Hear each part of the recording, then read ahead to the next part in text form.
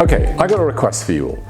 Next time you're in a nice restaurant or you're cooking at home and you're thinking about posting with your camera to Instagram, TikTok, YouTube, whatever you want, do something else as well, or do something else instead. Take a picture with an LLM, ChatGPT, Perplexity, or even some of the new apps. Take a picture of the plate and ask whether or not this is a healthy meal for you to have. And it's amazing the depth of reply. It's amazing what this image recognition can do. It can say whether or not it's a carrot, whether it's a bean, it can tell you what sort of food it is. It's really amazing. And then it can look it up in its database and tell you a lot about how healthy that is and what you can do to make it more healthy, how it's been cooked, etc. But there's a problem, which is if you think about what gives rise to good meals, you've really got three elements. You've got the macronutrients, those are the carbs, the proteins, the fats. Think of it like the diesel or the petrol which make a car run. Then you've got the micronutrients, which are like the vitamins, the minerals, the stuff that if you haven't got it, like the oil and the water in your car, if you haven't got those, the car won't go. If you haven't got vitamin C, you get scurvy, etc. And then finally, there's the phytonutrients, which are things like the flavonoids,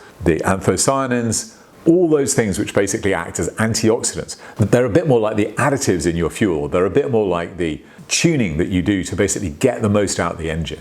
If you've got to have those to really work well, they're key to your metabolic health. And here's the challenge. The great news is there's a great database of macronutrients which you can map to images, and that's what people are using so fantastically well to tell you at a macro level how healthy it is.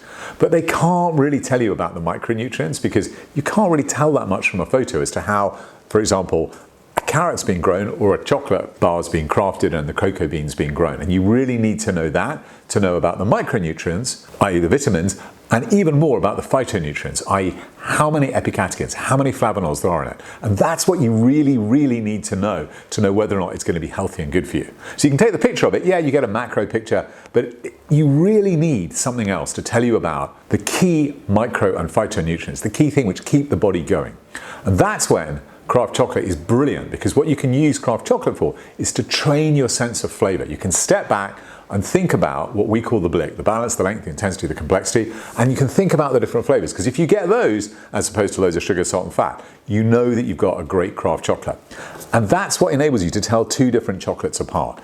It's that flavor wave. If you get that, you know it's full of phytonutrients. So yeah, use your camera, but also start using your sense of flavor to identify what's really going to be healthy for you.